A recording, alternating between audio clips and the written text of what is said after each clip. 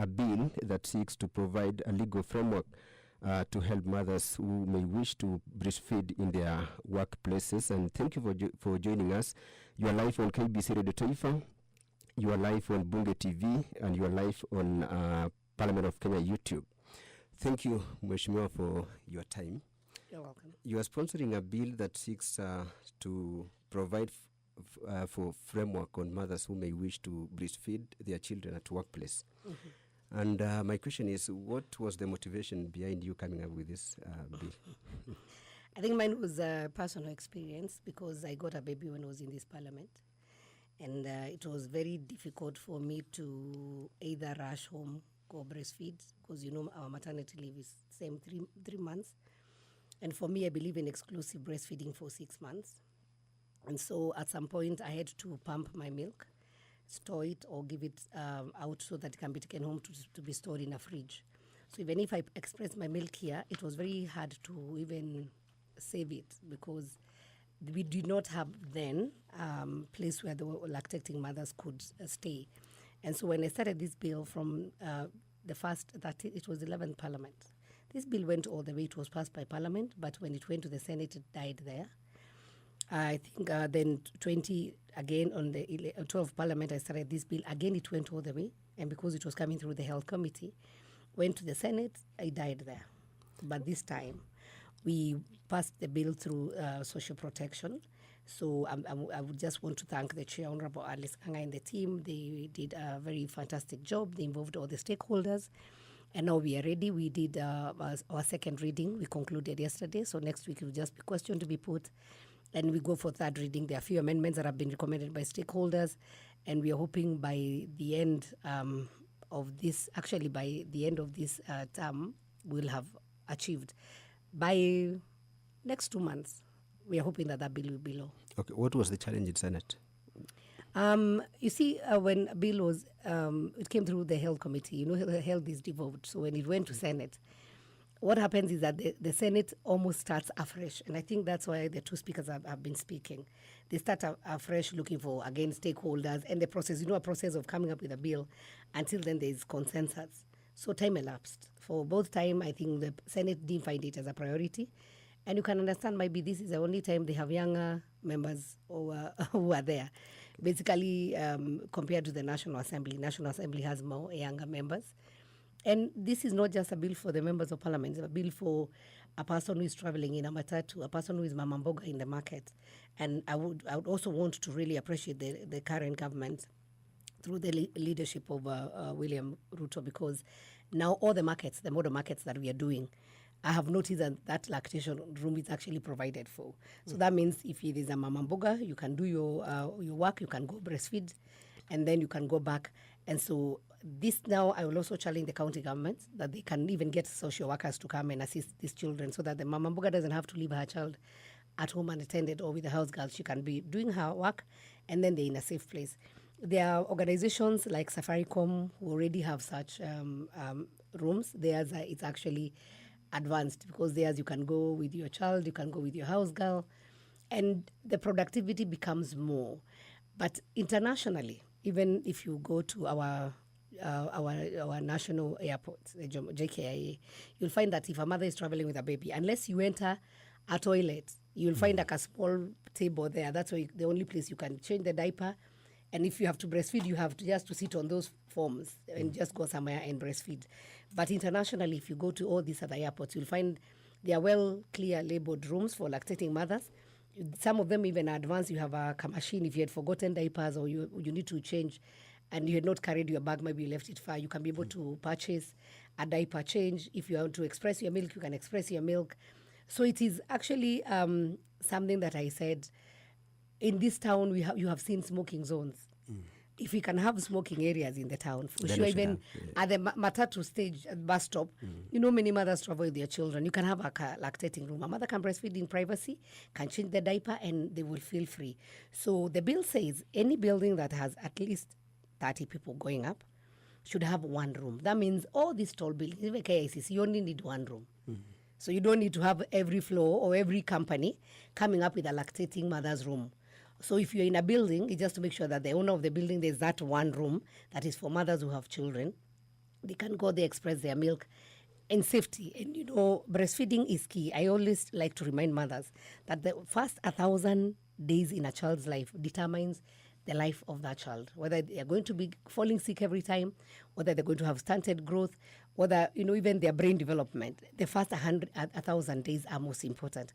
And in the child, from the time a child is born to 6 months, exclusive breastfeeding is recommended. Don't even give water. Don't even give anything. Just breast milk. It is enough. It is have enough immunization. It is the nutrition. Everything is balanced. So that's why you find children will get colic or something, because some mothers will think my child is not getting full. So you want to add cow milk. Cow milk, that milk cannot be digested by that baby because the digestive system has not yet grown well. Or even this formula milk that we give our children. Sometimes even the people who mix that milk for you or for the child might not do the right way. So to avoid all this, and also formula milk is very expensive. Breast milk is for free. Okay. And I'm telling young girls, breastfeeding is fashionable. Don't be told that your breast will fall. Whether you breastfeed or not, they'll still fall. These are natural occurrences that come in. And once you are done with the issue of breastfeeding and bring up your children, nowadays you can still go back and there's something you can do. You can go back and you can, people are doing a makeover. So being a mother is very, very, very, very important. And especially taking care of that small child. Giving that breast milk, you have changed the life of that child. And so that's why I came up with this bill.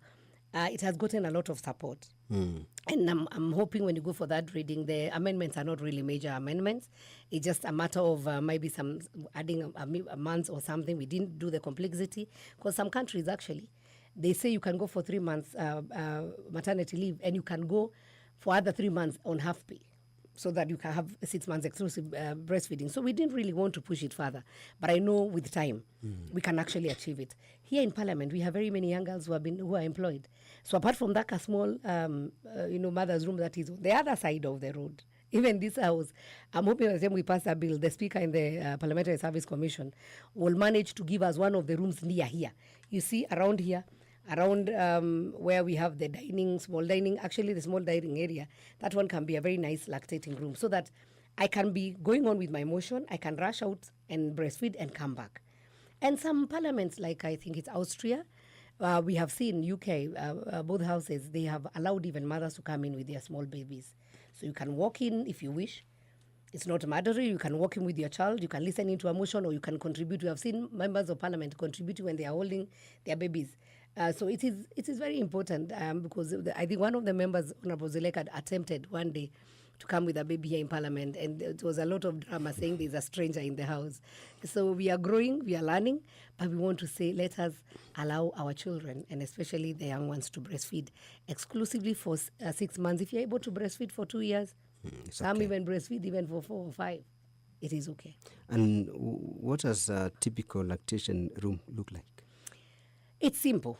A room like where we are, it has to be spacious a bit and then airy so that the mother is also comfortable. I normally say when you want to milk a cow, you normally first make it comfortable. So you'll have some warm water and then you will feed it a little bit. So if a mother can be able to nibble something, it needs to be relaxed. Because you can imagine if you're in a toilet, it is messy, it is smelling, you cannot even manage, So it's just clean with a table and comfortable chairs. Preferably if they will get the chairs where a mother can be able to relax and sit down. And then there's a table and then a small fridge so that if I'm able to express my milk, I can store my milk there and carry it when I'm done with work. Basics. Okay. There's nothing more. Now, that's why I say, but if you go to a place like Safaricom, theirs is on another level.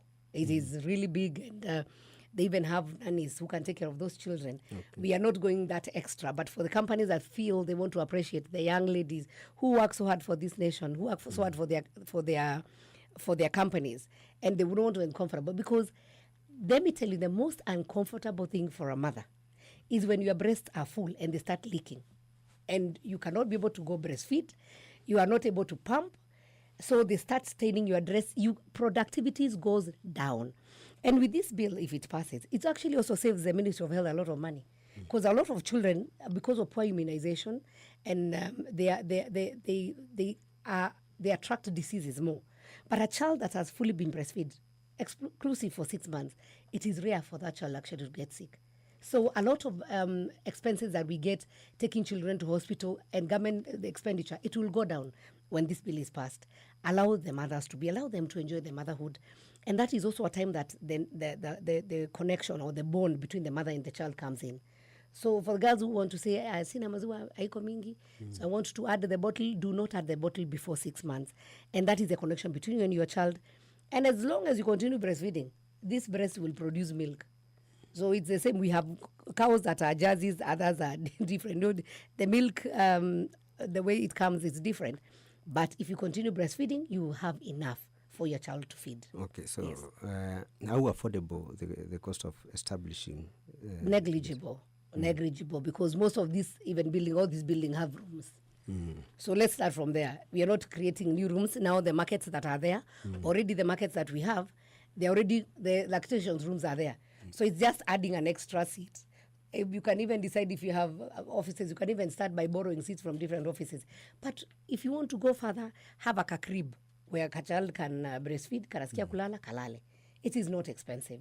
It all depends with how one want it to look like, but it's not really expensive. So it depends with how the company wants it to be, but bare minimum. Have comfortable seats, have a table, have a small fridge. Okay. Yes. Employers have different number of employees. Is there a number of employees that if you have, then you have to establish? Or it's not even about employees, it's about a building. What we have said is a building that has more than 30 persons. Okay, a building that has more than 30 persons. So we are not saying like every company must have their own lactating room. No. So if, for instance, and let me give you an example, if you're in KICC, we have many offices. So you're all saying KICC provide us a lactating mother's room so that everybody in the office knows, or who has rented an office there knows, if I have a small baby, there's a place I can go and breastfeed or change the diaper or attend to my child there. Why do we currently have very few of these lactation rooms in the country? We have maybe less than 100 in a room. I would say maybe it's lack of information or lack of interest. There are companies that actually, if a girl went to for an interview and she's pregnant, she was not given a job. There are even banks today, when you get pregnant, you have signed your certificate of going home. By the time you go for maternity, you come back, you find you have been replaced. So companies really have not been friendly, and employers have not been friendly with the young girls working. And number two, for instance, this parliament, the women who used to be nominated or come here before were older women. So they already past the age of giving birth. So even I think we are the first ones that we came in and we could walk in, we were pregnant. It was almost a taboo for an MP to be seen pregnant, you know. So things are changing. And for us even to follow the world trends, I think Kenya must be at the same level with other nations. And we already a developed country. We are saying we are developing, yes, but we are there.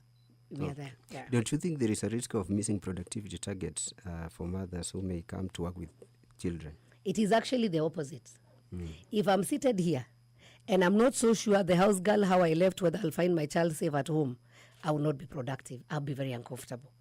But if I'm here and I know my child, I have 20 minutes, I've gone and looked at my child, I've breastfed and I've come back, my productivity level will be 102%, you know. But if I am seated here, my milk is coming out. My employer has told me you cannot leave before 5. You have to wait up to 5. So what we are saying, also give these mothers, in those first 6 months, flexibility of working hours. Let them come after 9 and maybe leave by 3. It is comfortable. So those that they can be able to be productive. And the few hours they are going to be there. You know, it's not about the number of hours I've sat on this table.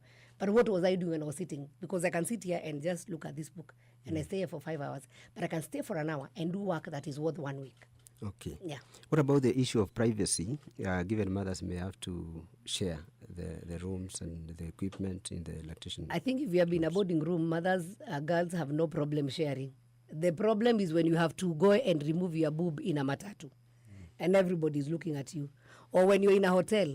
We have seen hotels here in town chasing away mothers who are breastfeeding. Mama toka unakuja kuonyesha watu matiti hapa. You know, because you don't have any other place you can go. So instead of being under a tree somewhere, that mama mboga, that she has to go and look for a tree, you don't know what can fall to that child for you to change the diaper or to breastfeed. That shared room with the mothers. And mothers don't give birth all of them together. It's not like it's class 1, 2, 3. In an organization, we find only one person or two who are pregnant or who have babies. So, and even in the public places, when we have good space, it is safer when you are with your fellow mothers, but instead of you being exposed there in hotels or in public places. Okay, you mentioned about open places having this kind of. So, how far is it, or is it in the market? You said all the markets now, all the model markets that are being done by the Ministry of Housing, all of them, they have lactating room. Okay. I've gone to almost more than 20. When we were going around the country, I was in Chuka. We have one in Kangari, which is my area. All markets that are being done now, part of the specs, I think the contractors have been given, you must have a lactating room. So it is a developing story, and it's good. Because as I've said, this journey, I started it 10 years ago. And maybe that's why yesterday I was a bit agitated when my bill was being jabbed to a funny motion to be moved, because I was feeling we are almost getting late. We are almost getting late. We need to get there. We need to make this a reality. Okay. And by the way, it has a lot of support, and I think mothers are very happy. Let's again talk about a motion that you are pushing for the Ministry of Health to implement the Kenya Universal Health Coverage Policy 2020 to 2030 and introduce a policy on mandatory use of public health care by public officers. Yes. And my question is, why do these officers they shy away from using the that question hospitals? You should ask Osoro, because he's the one who shouted loudest the nay. You should ask him why. Because in the 70s, and if you will interact with somebody like Dr. Nyikar, who was a PS those days, who has been a medical director, even the first president of Kenya, used to go to hospital in Kenyatta Hospital. Presidents of East Africa, they used to come to be attended in hospital at Kenyatta National Hospital. But what we did is that we commercialized our healthcare. The same doctors we have employed in Kenyatta are the ones who are running private facilities, are the ones who treat us in private hospitals. So that is why you'll go to Kenyatta, you want to go and do maybe dialysis, or you want to go and do chemo, you're told you can only come after 3 months. Our oncology is busy. They're not busy. They are running their own private facility. And you'll be told, but now, because you'll wait for 3 months, there's another hospital you can go, you're given a paper, this one, you'll get your chemo now. And you're told how urgent it is. And you can imagine we have told somebody they have cancer, how desperate they are. So we have been taking advantage of our patients. And that is why even those cartels in the health sector used some of the members yesterday to say nay. And unfortunately, also, when I was just walking in, and I was waiting for the questions time to order number 7 to be finished so that order number 8 can be called. My order was called earlier. There was some urgency because I was not in the house to get to order number 8, and then they go back to order number 7 so that they can say nay. Shame on them. I am one disappointed person. The amount of money we are spending on insurance, and I only just want to take, and I was saying, if you can afford your private medical care, you can go to a private hospital. No one is asking you. But members of parliament, even take parliament by itself, if that money, when I get sick, I am going to Kenyatta, I'm going to KU referral. I even challenge members, if you get sick, when I get sick, I'm in Murang'a. Am I sure that when I walk into Murang'a General Hospital, that I'll find a doctor, that there will be medication, that they're going to be of high standard? Because when you're talking about UAC, and this is what you're telling people about SHA, then why do you tell people to register for SHA? And you want to put money in public sector, but you want to promote the private sector. And I have no fight with anyone. Mine was, let's put our money where it is needed. Instead of my deduction, every month I'm deducted 30,000. If I was to get a private insurance, it would have covered me for a whole year. But now we are saying this money that we are getting, let that money go to private institution. Then we'll have. I found some doctors or nurses. I don't know whether they're clinical officers here at the gate. We will stop the industry unrest that we have been having, because we will employ enough doctors. We'll have enough money. We don't have to go back to the exchequer, because the same exchequer money that is giving private insurances our money is what we are saying. Don't take it to private hospital. Take it to public facility. So can we first trust in our own institution first before we say? Now we are telling the public to come. So I want, when I walk into Kenyatta Hospital, Like I can walk in, I'll find a doctor, I'll not find a line, I'll not find someone who got an accident last night who is still lying at accident and emergency. And the only way we'll have a wake-up call for the doctors, and the machines are working, and people will not sabotage those machines to send them to a private one, because they know if I don't do a scan here, you don't enjoy the money for sure. And the biggest question I asked the Minister of Health is that what are the statistics? How much money have we paid so far from them we started SHA to private hospitals vis-a-vis what we have paid to the government hospitals? And later, I'm saying all is not lost. Mine, I am going to push it. And I'm not going to relent. And what I want now, because we have private insurances, NHIF before used to have a cover for the police, and was a very nice comprehensive cover, which was better than what they have now. And if we can use that as something we can learn from, that means we can have SHA comprehensive, where all state officers will have that card. SHA comprehensive.